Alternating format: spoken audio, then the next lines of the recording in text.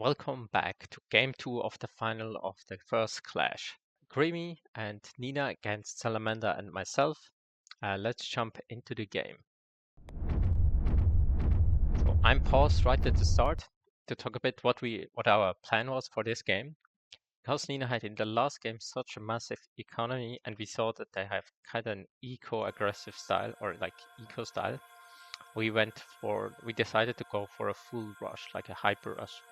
I started with like 10 melee Smelogs, which I upgrade all of them to bolas. Salamander goes with a lot of ranged and the base Smelogs to melee, and I think one of them even becomes a cannon. That was what we have discussed before, that he would go for a cannon, a really early cannon, obsidian cannon. So that was our plan, to basically rush them right away. This is can be a very strong strategy if they don't have any traps and watchtowers. And luckily for us, the only thing we see or like they have right now is like some ballers and the 4 melee Smelogs that are on the Pansy, but they are out of position right now. And I'm right away focusing the men here, not even caring about anything else. There's no towers or something I need to clear before, so I go straight for the men here. And bam, already one player out in like 30 seconds. Units not there to defend. And not the spells learned really to defend. And there, bam. Second man here gone. Quick rush. Very kind of cheesy way to win, but it can work. It's a very, can be a very strong strategy. Can also be countered just by some watchtowers, some traps. Also, always good to send one unit to scout or ahead just to get a bit of a heads up, and getting like a fire spell is good early to defend, and then as well traps. Here we can see Nina just has one Tox learned and nothing else as spell wise, and then units we just went full offense, and then it was kind of easy for us to just overrun them. So quick one. We'll quickly go into the stats. 38 seconds, very quick. Not much to show here. Creamy took like quite a lot of time to just spend his resources, but then spent all at once. I'm guessing he upgraded all of them or something, or maybe at this point he already died. Maybe he was just dead here. I think that is what's happening here. Okay. Eco-wise, we don't care about eco, we just attacked and then, killed. It's not much besides that. Maybe the most interesting here to really show the initial base setup. Here you can see 10 melee Smelogs. I upgrade them all for 100 to ballers, so I spend all my resources in an instant. I have no resources left. I have 2 Togs. That's all my economy back at home. Salamander went similar route. He made ranged a bit more tanky, and some melee Smelogs, some base Smelogs, which he turned into melees. He will have resources left. That's why he had like 500 spare go for a cannon. As well, no eco, just full offense. And then, actually it's not that bad of a start. I mean, 3 ballers, eco, and some base Smelogs who can turn into anything is not that imbalanced of a start. It's fine.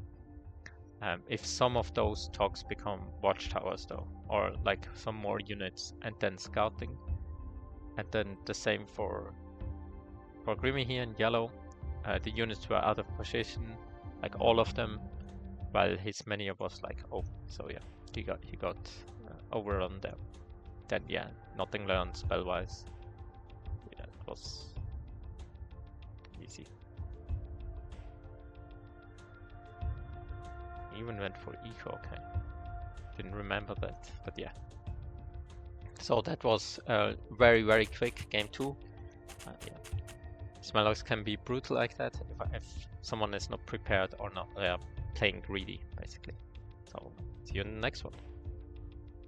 It's the finals, game number 3. Let's see, Poker 4.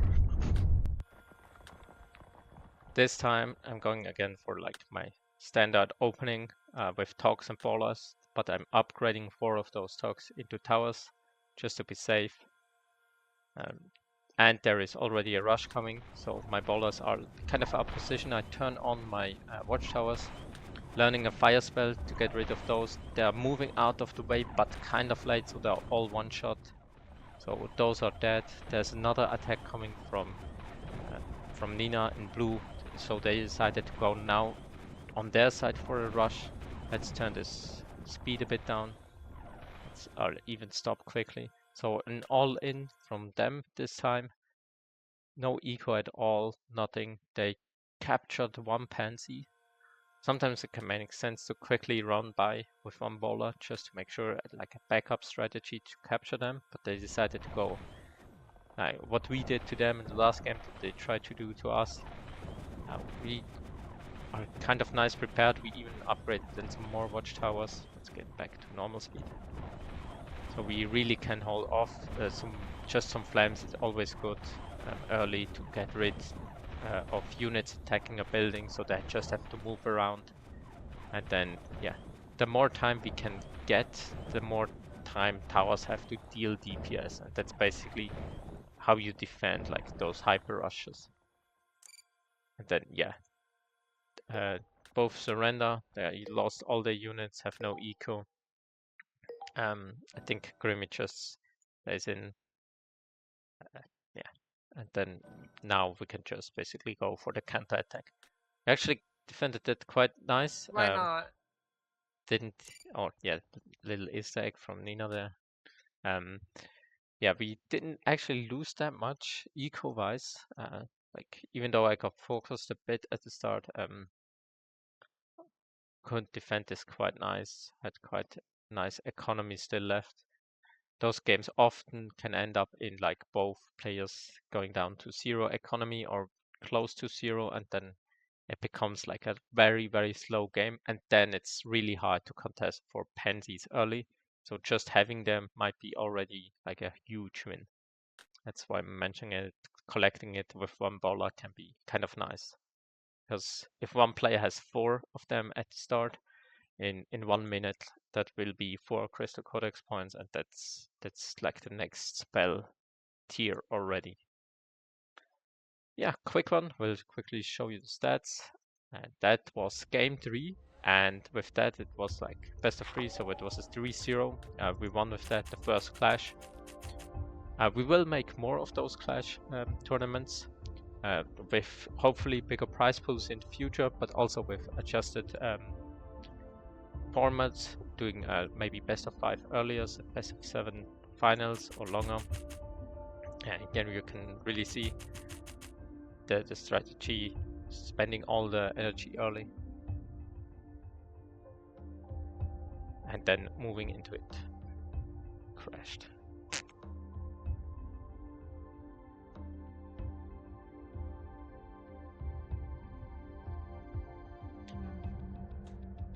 Having a freeze. Come on.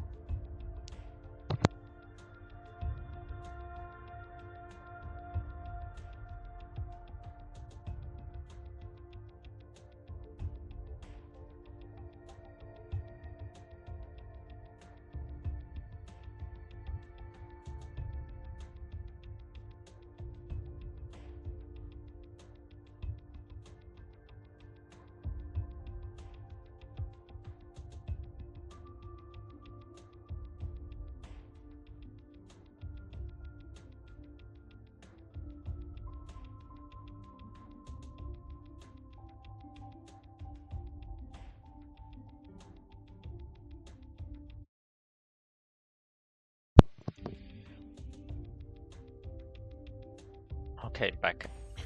So yeah, this time really quickly spend all the resources. Salamander was actually the slowest one to spend it, but this also gave him a chance to build watchtowers, the resources that left. Yeah, we didn't lose much. It's a really nice haul.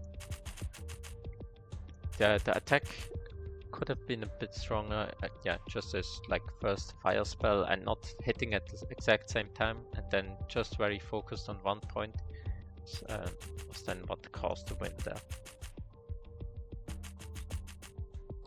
Also, we played a lot Smelogs, and we often see like rushes and stuff like that, so we often start with towers or hold them at least for the first couple of minutes just to be sure. Yeah, that's what helped us there for sure. Yeah, here you can see ballers and base Smelogs which become melee, and here the same.